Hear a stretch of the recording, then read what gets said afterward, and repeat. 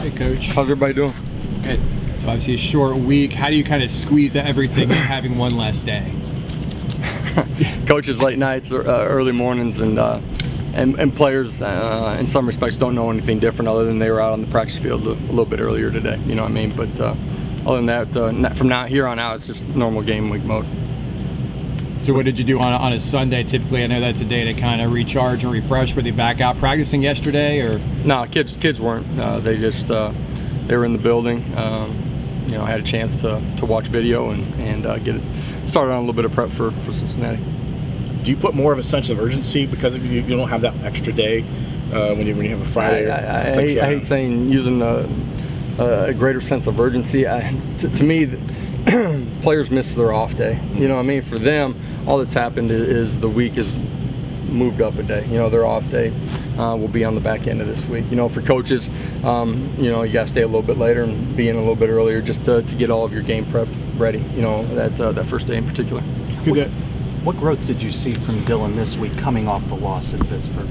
I did a great job in the pocket, subtle movements in the pocket and finding the soft spot and being able to step up and deliver a ball. You know, I thought he did a good job taking care of it. He was a good decision maker, accurate, all those things. So pleased with the way he played. You guys had 11 penalties. I mean, how do you kind of last 2 weeks? That hasn't been us. We need to play smart and not put ourselves in bad situations. You know, some playing penalties are going to happen. You can handle that. You want your kids to be aggressive. You don't want to take away that demeanor from them. It's the pre and post snap stuff that kills you. Get into the meat of the conference schedule now. Cincinnati is a game. Obviously, this is when they're going to be circled on their calendar since last year's game. You know, what do you expect when you head up to Nipper? Yeah, I mean, it's going to be a great atmosphere inside the stadium. You know, they're a really good football team in all three phases of the game. They're well coached. They play a physical brand of football. They're going to make you earn it. We have to prepare with a great sense of urgency, understand the competitive environment that we're getting ourselves into, and prepare in a championship way. After watching film, what did you like of Daryl Mack's performance? I thought he too was really decisive, really accurate with the football. I thought he was really comfortable in there, had great command. You know, had the one delay of game penalty that can't happen when we're trying to milk the clock there, but you know, he's able to use his feet on some of the plays as well. So great to see him up, moving around, and feeling comfortable. Offensive line has done a pretty good job so far. They gave up a couple sacks this last week. What have you seen from them? Sacks are never just on one guy. You know what I mean? It's like anything else in run game, or you're throwing it well. It's everybody being involved, and you know, so you know, tight ends, backs being great in protection too. Us beating man press coverage on the outside, doing it in a timely fashion. Quarterback getting his eyes in the right place and getting the ball out on time. All those things got to work together to give yourself a chance. You talk about great urgency. A lot of the players said after the Pittsburgh loss that the vibe was off in Pittsburgh. Have you made an adjustment this week to ramp up that sense of urgency going into Cincinnati? I think it's important you understand the competitive environment that you're getting into. The previous week has nothing to do with what's happening this Saturday. And the previous year has absolutely nothing to do with it. And if you understand those things, then you're going to prepare in a way that puts yourself in the best position to be successful.